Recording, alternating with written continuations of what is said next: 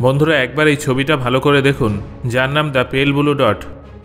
1990 সালের 14 ফেব্রুয়ারি নাসার Voyager 1 spacecraft এই ছবিটা ক্লিক করেছিল। এই ছবিটা এই জন্য এত দামি কারণ এখানে আপনারা যে ছোট অংশটা দেখতে পাচ্ছেন সেটা কি জানেন? সেটা হলো আমাদের পৃথিবী। হ্যাঁ বন্ধুরা, আনুমানিক 40,000 কিলোমিটার পরিধি বিশিষ্ট এই পৃথিবী আমাদের কাছে বিশাল হলেও যখন 600 কোটি কিলোমিটার দূর থেকে পৃথিবীর ছবি ক্যাপচার করা হয়েছিল তখন সেটা অনন্ত ব্রহ্মাণ্ডের মধ্যে একটা সামান্য ধূলিকণার সমান মনে হচ্ছিল। বন্ধুরা, এটাই হলো পৃথিবীর একমাত্র এমন ছবি যেটা এত দূর থেকে ক্যাপচার করা হয়েছিল।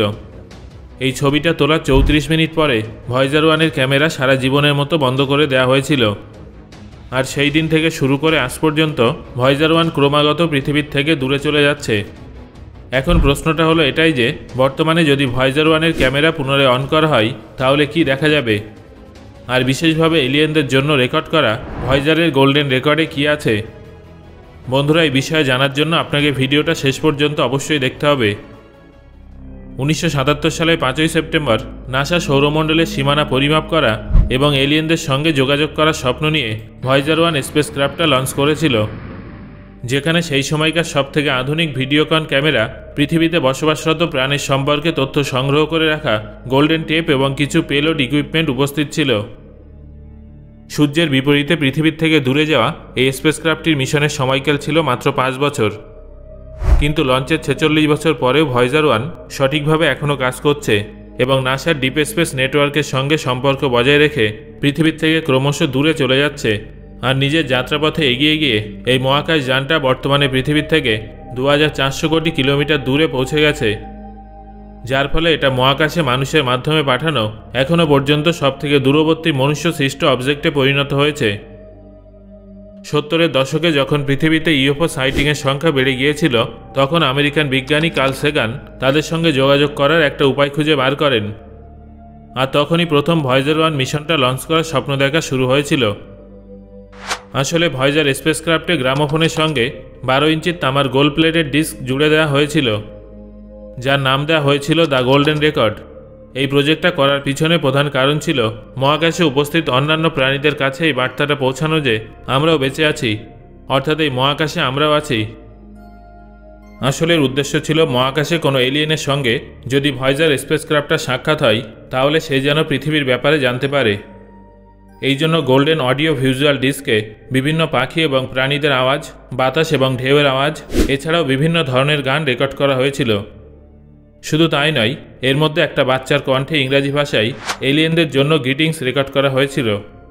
কিন্তু এলিয়েন কোন ভাষা বোঝে সেটা তো আমরা জানি না, তাই নাসা এই ডিস্কে আরও 55টা ভিন্ন ভিন্ন ভাষায় গ্রিটিংস রেকর্ড করেছিল, যার মধ্যে বাংলা, হিন্দি, মারাঠি, পাঞ্জাবি, রাজস্থানী, তেলেগু, উর্দু, গুজরাটি ইত্যাদি ভাষায়ও গ্রিটিংস অন্তর্ভুক্ত ছিল।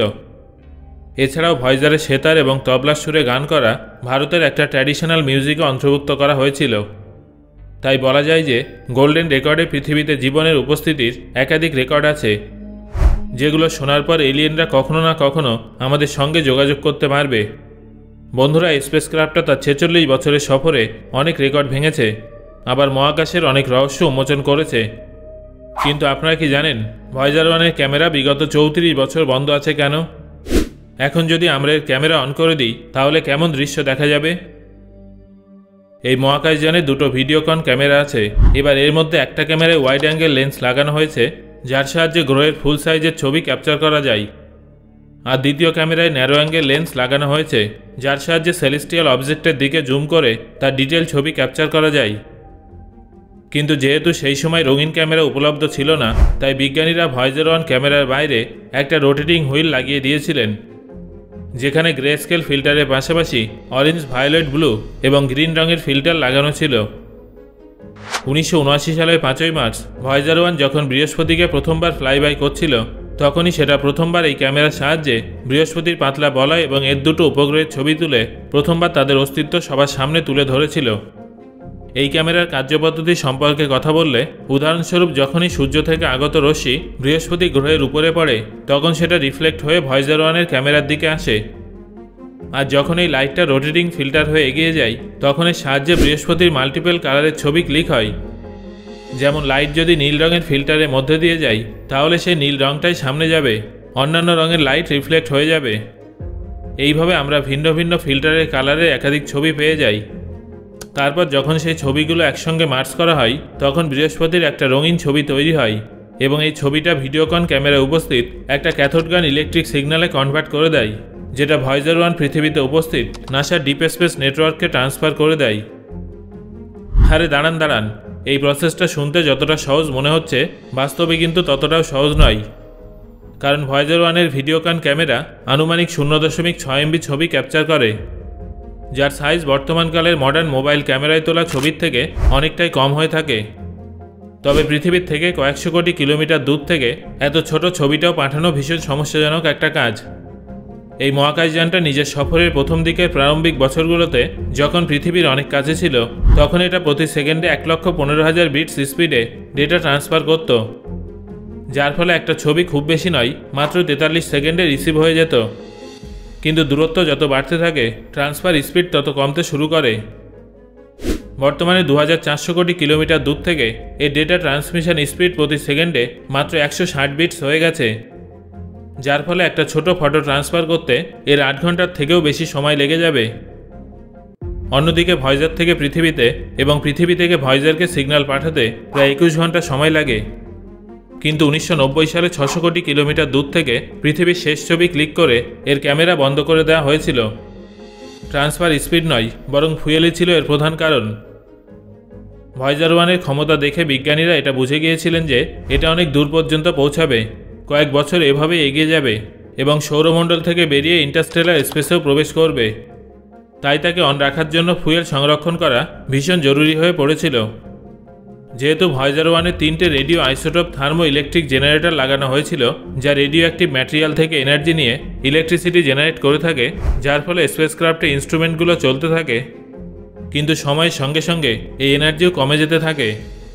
এই অবস্থায় যদি এনার্জি সম্পূর্ণরূপে শেষ হয়ে যেত তাহলে আমাদের ভয়েজার 1-এর সঙ্গে যোগাযোগ বিচ্ছিন্ন হয়ে যেত এবং মিশনটা সেখানেই শেষ হয়ে যেত। তাই বিজ্ঞানীরা এনার্জি সেভ করার জন্য ভয়েজার 1-এর ক্যামেরা এবং তার সঙ্গে সম্পর্কিত সমস্ত ইনস্ট্রুমেন্টকে বন্ধ করে দিয়েছিল।